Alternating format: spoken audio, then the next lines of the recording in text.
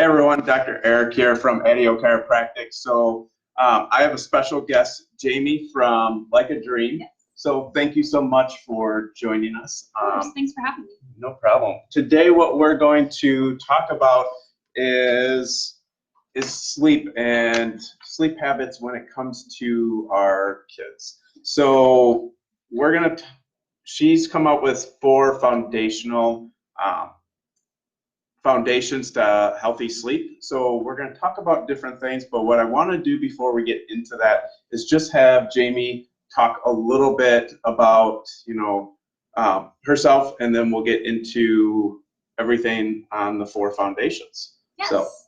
So I am a certified sleep consultant, certified through the Family Sleep Institute.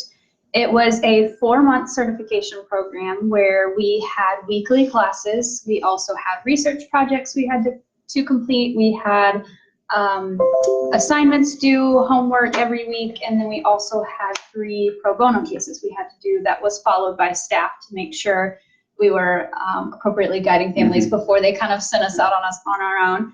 I completed all of that in January of 2017. So this January will be 3 years since I got that certification and started this business. Most of my families are local. I probably do about 10% virtually from afar, and then most of my local families do choose what we have as an in-home consultation. So this is where I actually go to the family's house. I get to meet the babies or the children, which really helps with kind of guiding families on what I'm seeing as far as their personality, their temperament, things like that. If we have like a younger baby that may be having potential reflux, things like that, I can kind of see what I'm seeing from my perspective of if I think we need to modify things or vice, or if I think, oh no, it looks pretty good, like I think we'll be good. We always get doctor's blessing to move forward with things, like if we have medical things going on, if we have, if we're talking about dropping night feedings for younger babies, all of those things. But so that's kind of what it looks like. I basically just work with families. We talk through these 4 foundations, which is kind of where this talk is coming from, because I tell families that sleep is a puzzle. So you can't just change one thing and hope that it will completely turn sleep around. We don't have magic light switches. Yes. But it's one of those things that if we can put all of these pieces in play and take out the guesswork, because all that guesswork happens at 2:30 in the morning when your child is crying for our younger babies, and then when our toddlers are protesting at bedtime and asking for one more book or another drink of water, those are times that we second guess ourselves and we kind of fall out of what our expectation is. And so it kind of just helps bring that all into a black and white thing. Here's what we do in each situation, and then I just kind of walk families through it as they do that. And if there's things we need to modify schedule-wise, or the child's not responding as we would anticipate, things like that, and that's kind of where I come in and kind of help coach them through that. And I think that as we talked previously, when we were able to meet and kind of get to know each other, that I think that's a good time that we could talk about too, the chiropractic side. Yes. So if things aren't going as we would anticipate, and I have a family that comes to me and we're 4 or 5 days in and aren't seeing any changes, okay, maybe there's something else we need to look at. Maybe there's something in the nervous system going on, things like that. So that's kind of where I'm able to provide that input versus just, oh, I read this book and this exact situation isn't working for me.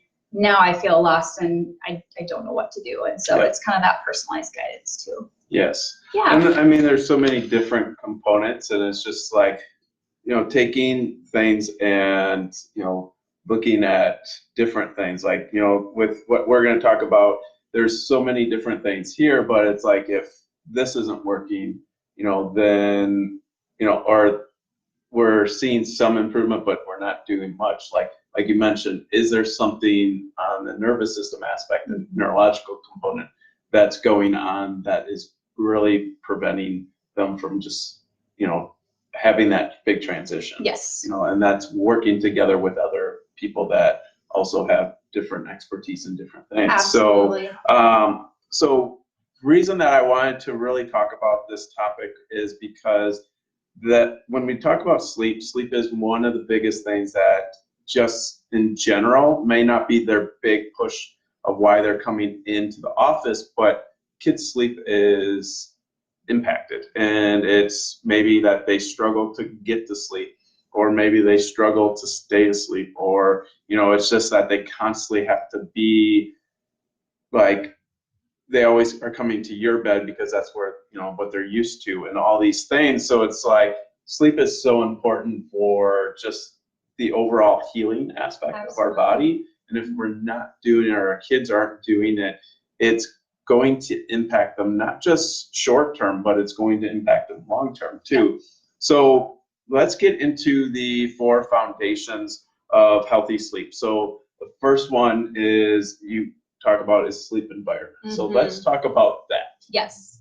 Sleep environment, I like to start with this because a lot of times sleep environment is that thing where I'll have a parent come to me and be like, oh, I put up blackout curtains and it didn't help. Or I thought maybe he was cold, so I gave him a blanket and that didn't help. Sleep environment is such an important piece of that puzzle that it is really important to make sure we're setting up a place that is conducive to sleep. But at the same time, it's not a magic cure-all. But it is one piece of the puzzle. So I always come to my families and say, these are the things we need to have in place. We need to have your room dark, even for naps. And so many times, that's like my #1 question about sleep environment. Well, don't I need to get them used to sleeping in different places? Or what if we go on a trip and they won't be able to sleep?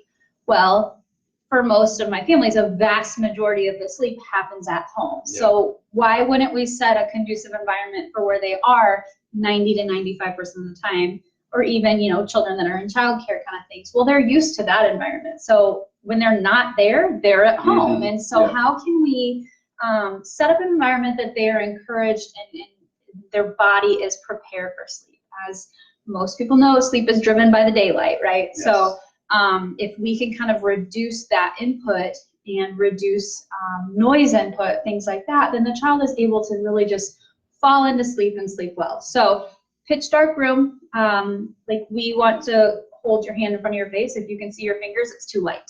So we want it like a cave. The second one is white noise. So there's household sounds going on.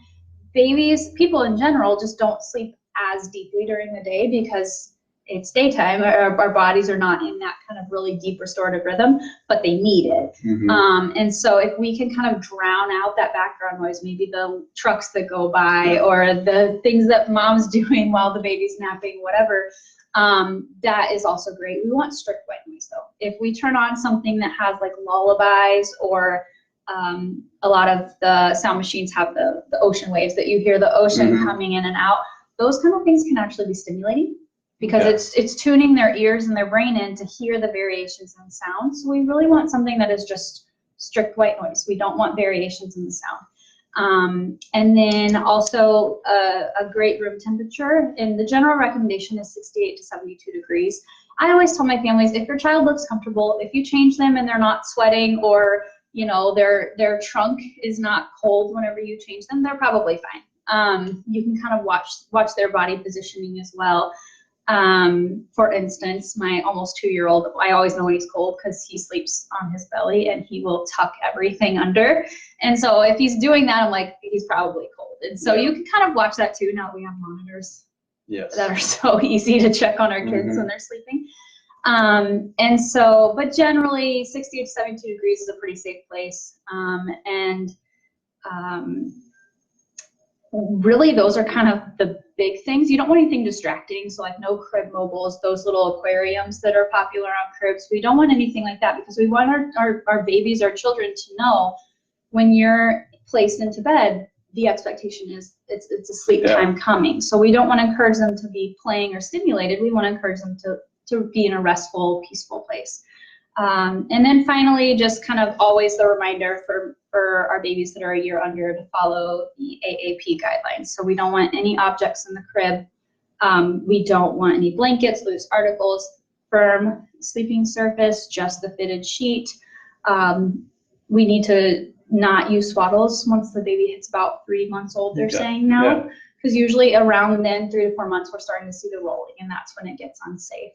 But really just kind of following those guidelines and then kind of maximizing that sleep environment is just setting the stage for all of the other foundations to come into play because we've got that set. So with kind of the thing with the music, or just with the sounds and that stuff. Can't think of the name, but so those things that, you know, hook up. Yeah, the mobiles. The mobiles. Mhm. So those aren't a big thing you recommend? I don't recommend those Yeah. because what it can do, especially for our younger babies, is they're laying there, they're staring at it, you know, and it sounds like one of those things. It's like, oh, well, it's nice. Like even if he's not sleeping, he's got something to look at. Yeah. We want him to be sleeping. So I actually had a recent family that I was working with, and they put the mobile over the diaper changing station.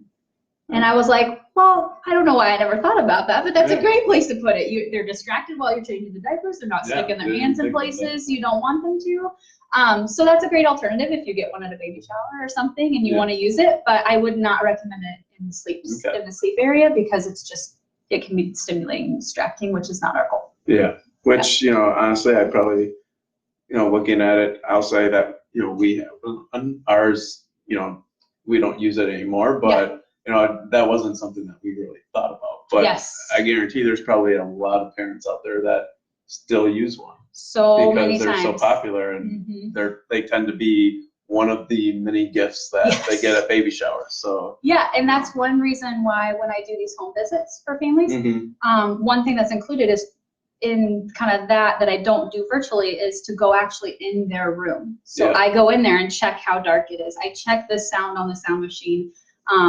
And I check for things like that they may not think to tell me. And then I see it and I'm like, oh, yep, this is something we need to remove or change that, like you said, you wouldn't have even thought about it. But, and again, it's not, things like that are probably not a make or break. Yeah. But again, if we're going to get this set, if we're going to put all of these changes in place and make sure we are setting our child up for success, that's one key that we can just easily take care of. Yeah. I totally agree with that. So let's move to the second foundation, which is pre-sleep routines. Yes, these are huge. So you know, any parent probably hears the term kids thrive on routine, right? If you do the same thing. So even if, you know, you have a child that goes to childcare and it's like, okay, we always do our little 2 kisses and whatever when we leave or whatever that looks like. Kids really are helped by having pre-sleep routines. And so we like to do something similar for naps that we do for nights. Naps are just a little shorter. So at nighttime, it may include a bath. It may include reading a few more books than you would to put them down for a nap. But basically, the goal is to do the same thing in the same order every time they go to bed. So just like we were talking about how we're setting up the sleep environment so the child knows, okay, I'm in bed, I'm expected to sleep. Yeah. This pre-sleep routine is the same idea. They know when this, and this happens, the next thing that comes is sleep. So they're not just, you know, every day is different and they're just being placed into their crib at random times and they don't really know what's going on. It's, oh, well, this, and this happens. I always lay down, take a nap, or I go to bed. So really common for bedtime routines is something like if we did a bath and then if we're still having bottles, a bottle, and then pajamas, maybe a book or 2 or a song. And then we always do, you turn on the sound machine, place the child in bed, turn off the light and walk out. It's always the same order every time. They're not surprised. For our older kids, a lot of times that includes maybe some extra time spent. So that may be we talk through our day, like we sit and snuggle in bed together and talk about our day. That's fine, as long as we're not snuggling them to sleep, right? So, you know, that's more kind of a connection time that lasts a little bit longer the older our kids get, but it's still the same idea.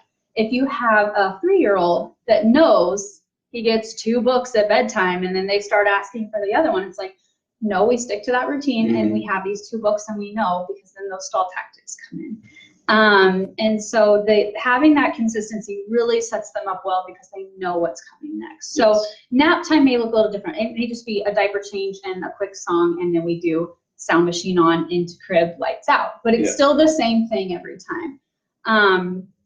And really, you know, what I talk to my families a lot about is these social cues, especially for our younger babies that are not verbal, things like that.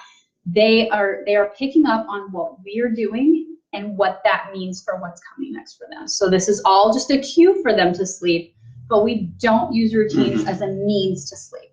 Usually that means feeding to sleep, nursing or a bottle, or bouncing or rocking to sleep. Those are kind of our 2 big ones that it's like, well, part of our routine is I rock him to sleep. And we'll get to that later. Yes. That's another foundation as far as how they fall asleep. But, routines, I always say they're a cue for sleep, not a means to sleep. And it's really, really beneficial for these kids to kind of know what's coming next. Yeah. And I would say, sleep routine is definitely very important. And that's something that we definitely do in our house. It's kind of one of those that, either my wife or I will put him to sleep. And then, but when we go downstairs, it's like we change his diaper, then we read a book. Yep. And there's been times where he's tried to reach for a second book and we say no, because it's just one book before. And then, we'll have him turn off the light and then we'll pray. And then after we're done praying, he just goes and he points to things. But it's even now, that's what he does now. But even before, that's kind of what we did. Yes. We read a book to him. Obviously now he can flip through it, but it's that same routine, and he is used to that. Exactly. And it's really helped us. And I know routines can be a struggle sometimes for some parents, but it's just that consistency and sticking with it. Yes. And, they're gonna some days fight that, and it's really not trying to break that habit. Exactly. So, we know that kids thrive on routines, but they also thrive on having boundaries and knowing where those are. Yeah. That's their job to push those boundaries, but it's our job to maintain it because that's what makes them feel safe and secure. And when we're thinking about our kids in bed and we're not there, as a parent, it's like, I want to make sure they feel secure, they feel comfortable. But we're setting that by being consistent with them. If we're inconsistent, if we come in and out all the time, if we do, give in to those stall tactics, things like that, that's almost creating an insecurity for them because they're like, well, where is my limit? Where, why are we responding differently based on what I'm saying? They want to know the parent is the parent. Yes. And so the more you can stay consistent with that, you're actually setting a really secure environment for them where they can be safe and know their bed is a safe place and they're, there's nothing to be worried about or there's nothing to be, to feel like they need you for because you've set that up as a safe place for them. Yeah. And like what you said, they need to know that you're the parent. Yes. Because, the kids are going to want to try to take advantage. It's their job. But it's one of those of you at the end of the day, who's the parent on it? You got to have that control over them. Otherwise, just like anything, if you kind of back down, somebody's going to take advantage. In this situation, the kid's going to take advantage because that's what they're going. That's their tendency. Yes. And then then you lose out on sleep, and it all kind of cascades from there. Yeah, exactly. So, so getting into third foundation, which is the daily routines and schedules. Yes. So I previously talked about pre-sleep routines. So these are specifically things we do before nap or before bedtime. Yeah. There's also daily routines, right? Even as adults, we get up and we tend to, do the same thing in the same order every day. Our kids also need that and will thrive off of that. And so for the most part with my families, if we're 6 months and younger, I tend to follow more of a routine for the day. We don't really do a lot of following a schedule per se. And that's because the way sleep develops in our young children, their daytime patterns don't actually solidify until they're about 5-6 months old. Okay. So even if we set all these healthy foundations, they're able to put themselves to sleep, all these things, sometimes you still may just have a little inconsistent day because their body's not quite ready to take predictable naps at the same time every day. And so these babies, we tend to follow routines. So we just kind of make sure we don't keep them awake too long, make sure that they are going down at regular intervals for naps and not getting overtired. We make sure they're getting fed on regular intervals so that way we don't have a hunger issue, and it just helps set their body up. So if we can kind of set their body and their metabolism and their routines as they develop biologically, they'll be able to kind of fall into a more consistent schedule. And then once we hit about 6 months and greater, we kind of work more on a flexible schedule. So there's rough times of the day that kids tend to sleep better. It's based on circadian rhythms, the sun, hormones, all of those things. And so we kind of time our naps roughly based on the clock. And then we use a 30-minute window to be we're aiming for this time, but if he's a little tired, a little sooner, a little later, we can kind of flex within that. So it's not a hard and fast thing, but it just helps set the guideline for the day. And so we really follow a routine at most ages of, we wake up and we eat, then we take a nap and then we eat, then we have playtime, and then we, there's kind of this routine for the day. And so the big thing about routines for our babies that are still on bottles is making sure that they eat when they wake up and not right before a nap. That may be a new thing for some families, because a lot of times, what do? We give them a bottle, they fall asleep, we try to put them into bed, and it works sometimes and it doesn't work other times. That's foundation number 4. So all of this stuff is kind of setting us up for the 4th foundation of falling asleep independently on our own. So this is a component of that. So we want to make sure that we don't feed to sleep.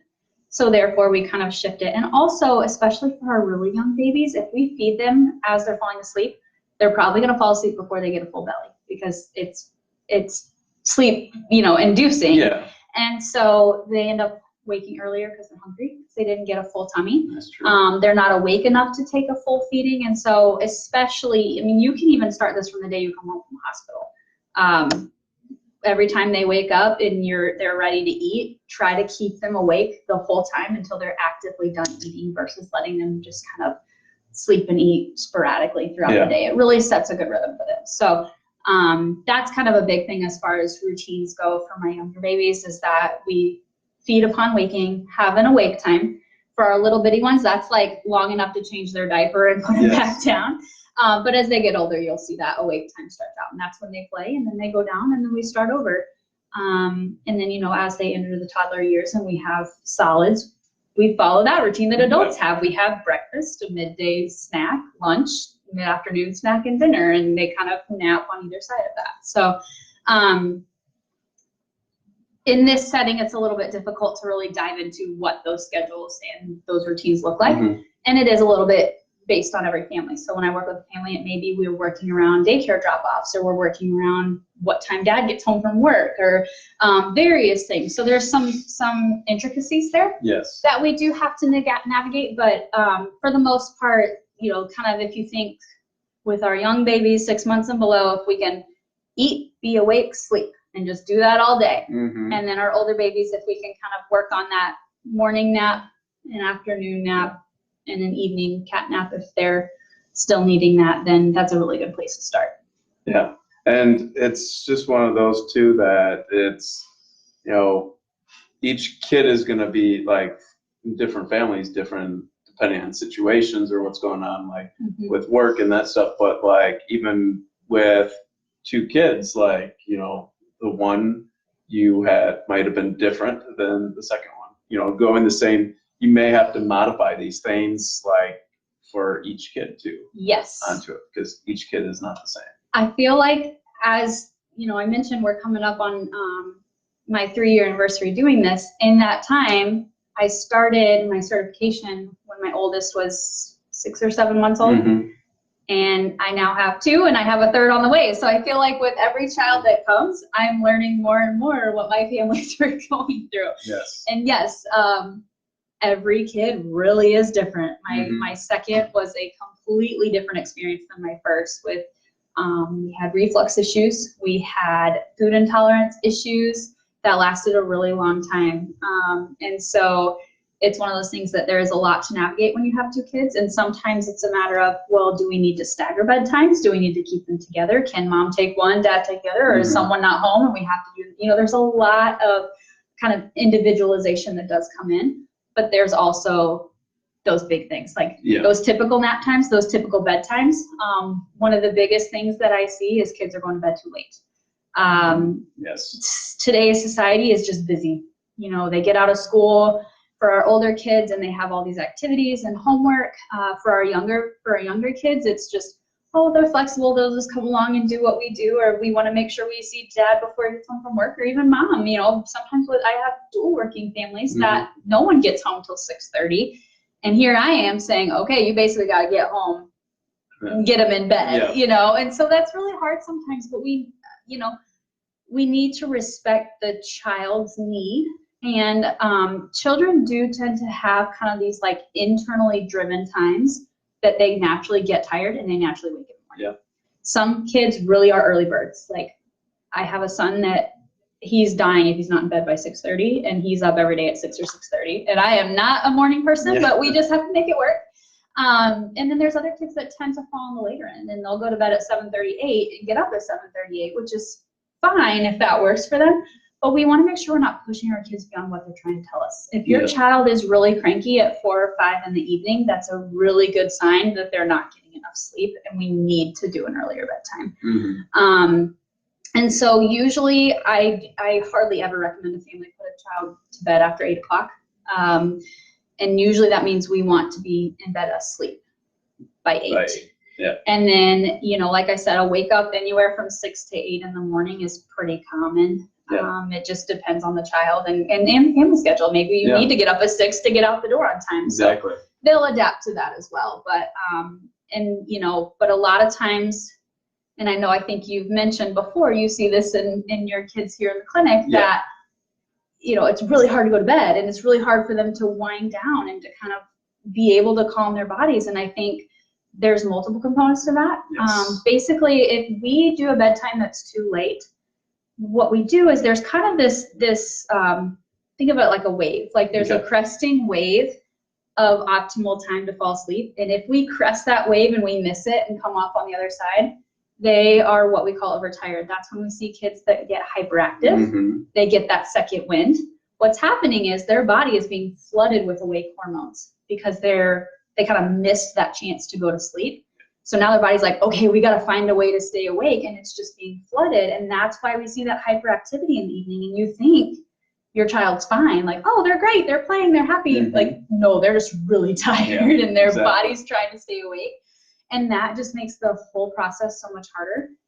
It's harder for them to relax and calm their bodies if we're on technology at night. Yes. That is another big one. And, you know, I think we all get it as parents at night. It's like, okay, just if it'll help you just be calm for a little while, let's turn it on. But I usually recommend once we hit dinner time that any screens go off. So whether that's iPads, computers, TV, any of that, we need roughly 2 hours before bed that we're not having that.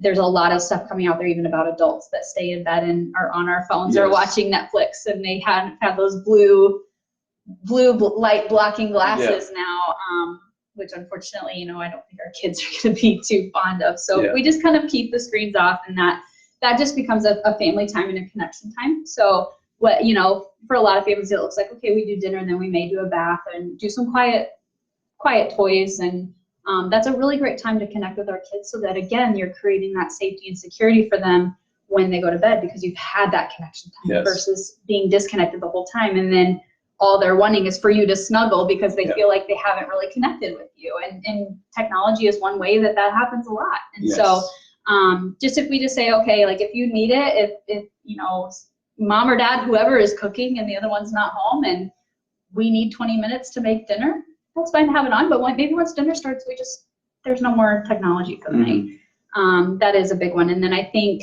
like we mentioned earlier, if we're seeing that all of these things are in place and we're being consistent and we're setting the environment on all these things, and we're still like, they're just having a really hard time winding down, maybe that's where some of that nervous system comes in. So maybe you can talk a little bit about what that might actually look like in your child, when we can kind of determine the difference between this is a behavioral thing where they are kind of pushing those boundaries versus like they physically cannot wind their bodies down. Yes, and I think just to kind of get back to the technology aspect, like even with the blue light glasses, like you're still getting some stimulation. It's not decreasing or getting rid of all of it. It's not a magic here. So when we look at that, like just what the stimulation from technology does is it stimulates the brain, making the brain think that we're actually still in day. And so then the brain's like, I'm not ready for bed. Like, it's still daylight out because I'm still getting that stimulation. And this is where, for adults also, that it becomes a problem, because it's one of those that, kids may be on their phone until, they go to bed, but guarantee most adults are too. Yeah. They're Guilty. checking emails or, you know, they're on social media because the kids are in bed now and I'm going to go on there. And it's not to say that we can't do that, but it's just, you know, in moderation. But also if we're having sleeping issues, like that's probably one of the biggest things that we should also look at. It's a good place to look. Yeah. And, you know, that's constantly creating that brain to be stimulated and just then connecting to, you know, maybe our kid actually has trouble of actually shutting down. And where that comes in with chiropractic is that if our brain is constantly overwhelmed and we're stuck in that state of stress, and constantly the body just doesn't want to shut down fully, well, chiropractic helps by, you know, really starting to balance that nervous system so that our kids or ourselves can actually shut down at night and not be still stuck in what we call more that sympathetic stress response, which with everything in our world, in our life, we're constantly stimulated. And if we're not doing anything to counterbalance that stimulation that's coming in, it is going to impact our nervous systems over time and create us to be stuck into that state of stress. And maybe it is sleeping issues, maybe it's digestive issues, maybe it's, you know, just overall anxiety and that stuff that is, you know, presenting from accumulation of stress on that nervous system. But making sure that nervous system is functioning to its best so that, you know, when you do even a lot of these things, like their bodies are going to be able to adapt to those situations so much more in that situation. So it's one of those of like, it's a multifaceted, like these are all great things that we all should be doing too, but chiropractic is something also because we need to make sure that if we are actually falling asleep, that we're actually getting restful sleep too. You know, there's a difference. Like, you know, I have parents that say my kid falls asleep right away, but like they're tired when they wake up in the morning. And but they don't wake up throughout the night. But it's, you know, there's a difference of actually like sleeping for 12 hours and actually getting 12 hours of sleep, like restful sleep. So, and that comes back to that brain just not fully shutting down.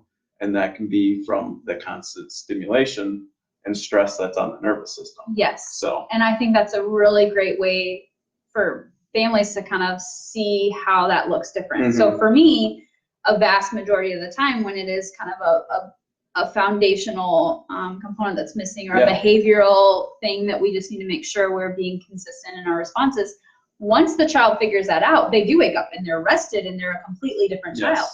But if you have a situation like this where it's like, okay, they are going to bed on their own, they're sleeping, they're doing great, but they just don't seem rested, that may be a time to check out some other things. So, you know, there's always different approaches to do it, and it may be, you know, that we just, you know, is it technology? Is it stress on that nervous system? What components, like what are they, you know, what are they eating right before bed? Are they loading up with sugar? Like we have to look at all these things that are stimulus to the nervous system and to the body and, you know, make those changes if need be onto it. So,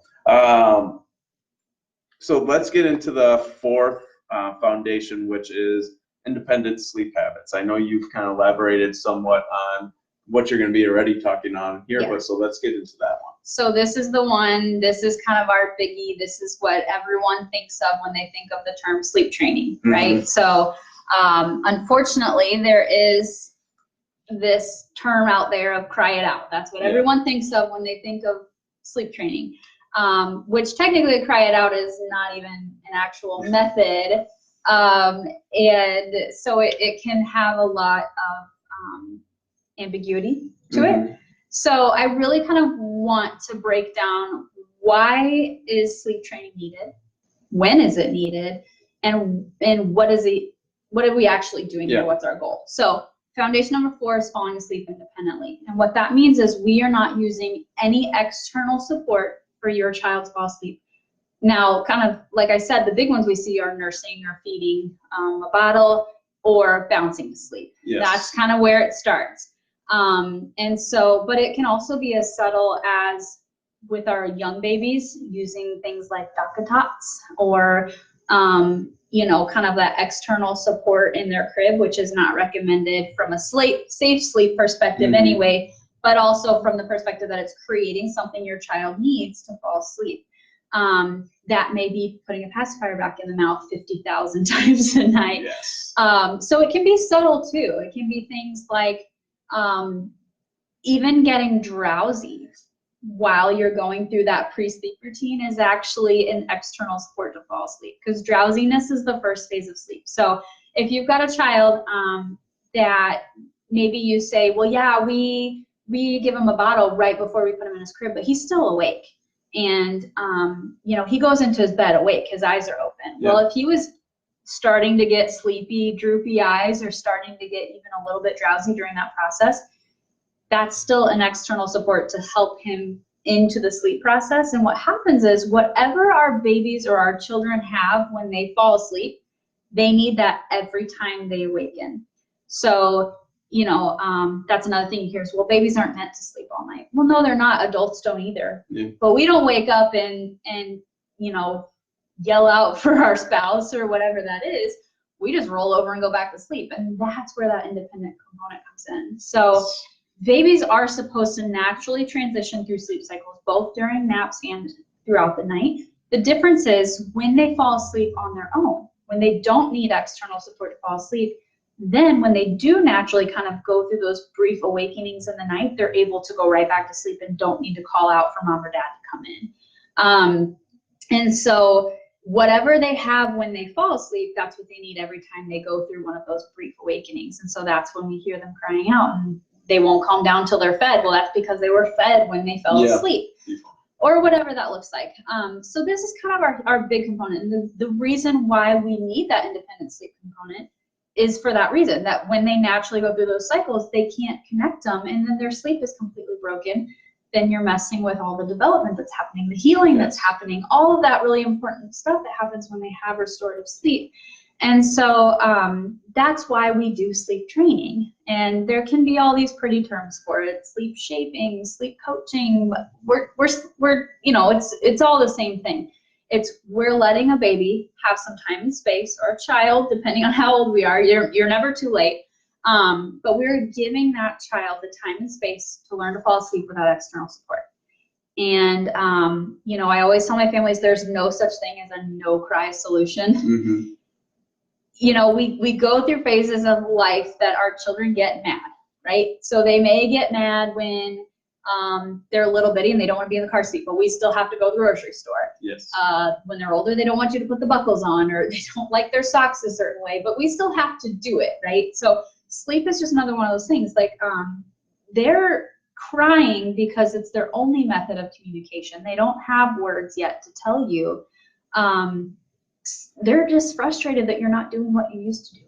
You used to feed them to sleep. Mm-hmm. You used to come pick them up. You used to do whatever, and you're not doing it anymore. And they're telling you they don't like it. Mm-hmm. But ultimately, you know, we know we're making this decision for the betterment of their sleep and their health. So it's just another one of those decisions we have to make as parents, that this is really hard. For the time that we're doing this process, it's really, really hard. And, you know, I tell my families, usually my moms, if you weren't telling me this was going to be hard and scary, I'd be a little bit worried. Mm-hmm. Like, Exactly. you know, we love our kids and we don't like to see them upset, but it's just another one of those things that we have to guide them into. And so the difference that I tell my families is there's not a way to completely change an expectation for our children and not have them be upset about it. Yeah. But we can be more or less present. So there's options. There's different methods I talk through with all of my families, and there's options where we may stay present the whole time and not leave the room.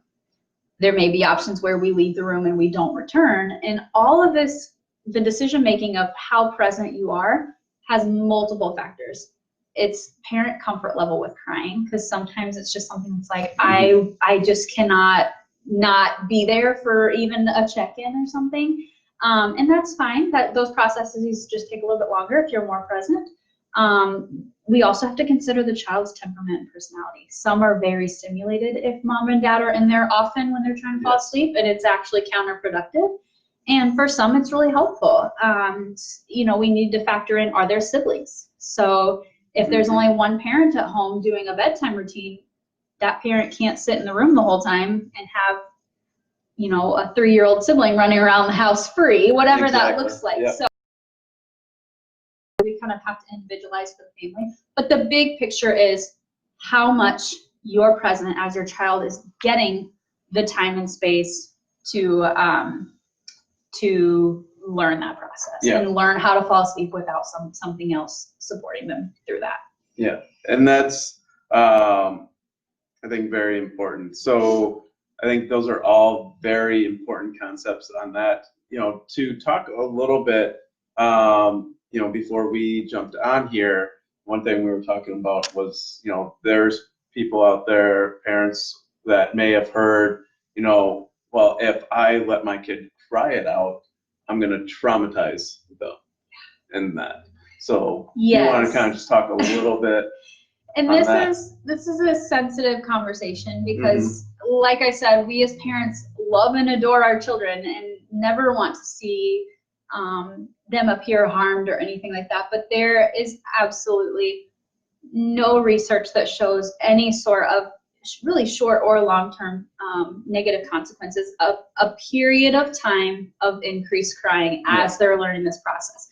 So this is something that, you know, your child is not crying for hours on end, for weeks on end. If that's happening, we're missing something. There's probably something else going on. Yes, I might need to send you to Dr. Eric, but you know, that's not a common response. Usually it's 1 to 3, maybe 4 nights, depending on the method chosen, that you're really having that burst of crying. And so in the grand scheme of things, that's a really short amount of time. And actually, that is probably less detrimental than the weeks, months, years on end of chronic sleep deprivation. So basically, what I often see in, you know, these blog posts or articles that go around is that, you know, the child is releasing a stress hormone. They're releasing cortisol because they're stressed out by this crying and you not responding in the way they want. So I don't want to say not responding because sometimes my parents are present, but they're not picking the child up and feeding them like they used to. And so when we consider that, yes, that is a very brief spike in a cortisol response. It's shown that that does happen, but that's a brief time, and you're also responding to your child and taking care of your child all throughout the day. Your child is being fed, your child is being snuggled and loved and changed. You know, they're not neglected all the time. And I believe there is one study that's out there that's kind of old, but it was done on, you know, children that were in a foreign country and an orphanage, you know, that weren't getting that interaction and loving response from their parents or even their childcare workers that do take care of them during the day. And so that's a very different situation. So what we see is, yes, there is this brief spike, but it can actually be healthy because it's teaching them how to handle a stressful response that is limited and in a protected environment versus if we actually look at, like I said, weeks, months, years of chronic sleep deprivation, the same hormone is released when they're overtired. So as I mentioned earlier, that wave, when they hit that peak and they go into overtiredness, cortisol is one of the hormones released. So if they're constantly overtired and not getting enough sleep, their body is literally always being exposed to that same hormone. And hormones are one of those things, like, it's not different based on what's causing it. It's a hormone that's released from the glands, and that's it. So, you know, I try to comfort my families that have very real concerns that it's not, that it's not something they want to put their child through, or however you want to say that actually it's a very short-term stress response with a massive long-term gain versus a long-term stress response from being chronically overtired. So it can feel scary, especially when there are, you know, very opinionated people out there that have different points of view. And, you know, I tell my families, like, it's okay, like, to be nervous about that. It's okay to be uncomfortable about it. But if we can see the big picture of, we are doing this for your child, not to your child. I tell every family that, like, you know, you're doing this because you know sleep is important. I don't think there's any parent that's going to say my kid doesn't need to sleep well. Exactly. It's just, how do we get to that process? And so just encouraging them that this is maybe a week to 2 weeks, maybe 3 if we're having a very parent involved method to have literal lifelong benefits. Well, and it's like, it's good to see that the parent is worried or about that, like, because that shows that you care and that stuff. And, yes. You want to figure out, what is best for your kid. Like you said, we all know sleep is very important, because when we don't, as parents or adults, don't get sleep, it ruins our day. So it's kind of one of those of like, what's that doing to our kids? And, sleep is one of those, like you mentioned, like if they're not getting that restful sleep, that's like, every night, plugging your phone in and only recharging to, 75%. Like day in and day out. Your body's going to drain faster. Just like your cell phone's going to drain faster. So it's one of those that we need to make sure that that's our time to recharge. So we need to make sure that we're getting, the amount of hours, but that we're also getting restful sleep, on that. So like you mentioned, if they're going and, this process is taking longer and they're just, that crying is going for weeks and that stuff. Well, what else is going on? Yeah, that's not a typical. Most likely they're constantly repeating a stressful response. Right. And that could have, that could be an indication that there's something going on deeper that we need to look at. And that's where, chiropractic would come into play. But it's like, looking at all these different aspects and really making sure that, it's not just one piece of the puzzle. Like you said, it's not just one thing that you're going to have to do and everything's going to change. Like it could be that we need to change, 10 of these things, all these 4 foundational components, but there may be to a chiropractic neurological component too, or it's like getting rid of technology, or, eliminating the sweets right before bed. Like all of these different things, I think that's the biggest stress is like, we're so busy already in life that it's like, I have to do all of these things to like get that. Isn't there just one thing, and that's too kind of like how our society's been trained is like, well, it's just, let's just give them this and they'll make them sleep. Like, well, is it in the best interest long term for them onto that? Or yes, it's kind of the hard, easy approach. It's going to be hard in the beginning, but it's going to get easier and it's going to be the best instead of trying to struggle through it the rest of time. And like you mentioned with me, you were telling me a little bit about your son and your habits, and you're like, we don't even think twice about it anymore. We've just always done it this way, so it just becomes what you do. And adults, like I mentioned earlier, we have routines too. So eventually your kids' routines just fall right into line. It's kind of like exercise, right? Like we can crash diet and lose a few pounds and then it always comes back. Like, would you rather that or put in that kind of work in the beginning and just make it a habit that we see the benefits last a lot longer? Yeah. It's all about lifestyle habits and changes and that stuff, because it isn't just make a change here and then, see some benefits and then go right back to lifestyle or go right back to what we were doing, because most likely that's what got us here in the first place. And so many different aspects of life. But it's the same thing with sleep. It's going to be a routine thing because, we have busy lives. We get that there's, like you mentioned, there's some parents that work until, 6:30. Both of them say they get home at 6:30 and they want to spend some time with their kid. But it's like, is that in the best interest of their kid especially during such a crucial developmental? Right. Yeah. And remembering that it lasts for a time. Yes.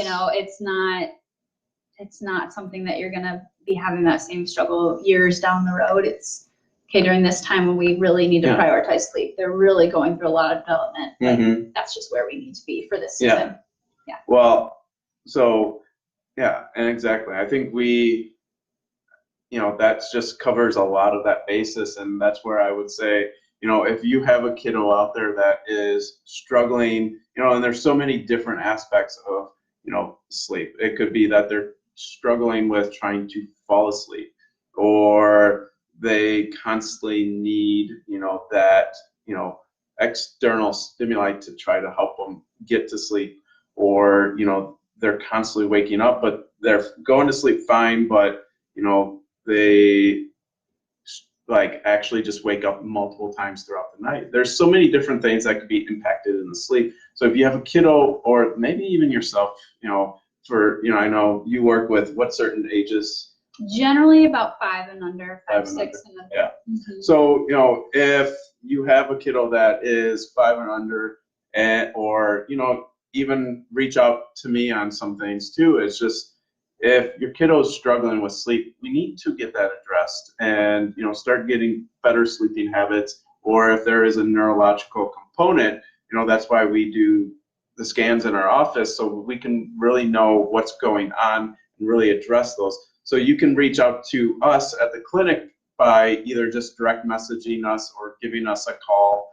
But what's the best way if a parent wanted to reach out to you? Yeah, so my website is likeadreamconsulting.com, or email is info@likeadreamconsulting.com, and that's really the best place to get me. Okay. I do have Facebook. You can contact me through there, but email is just where everything kind of funnels to one place, and I don't get lost in it. So yeah, and there's a contact page on the website. So if you just go to the website, fill out the contact page, that'll come to my email, and we can get started. One thing I do offer is a free 15-minute introductory call. So most families choose to go that route, and that gives me a chance to kind of, I will ask you for just like a brief, give me the big picture overview of what we're struggling with, and then I can kind of help guide you on which support package I think is going to be most beneficial. This is not a time that I'm going to give you any, mind-blowing information, but it just helps me kind of guide, like, oh, I think we probably need a week, or I think we probably need 2 weeks, or maybe we can do this less involved package, different things, but kind of help guide you and answer any questions about what exactly I do looks like, what does support looks like, what kind of methods do we use, things like that. That's a good time to get those questions out so that you feel comfortable making the decision to go ahead and, opt for a support package. Yeah.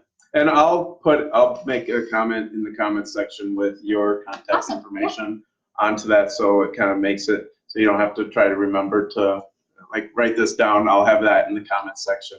But I want to thank you so much for joining me and just talking more about these different patterns and different foundational components to help kids, and just these are probably some things that adults could just do themselves. So it's not just one age group. So no, it's not. No. So much is beneficial to all of us. Yeah. So, well, thank you so much, and thank you everyone that joined us. And just keep an eye for future webinars on just a bunch of different topics that we'll be covering going forward. So thank you very much, everyone.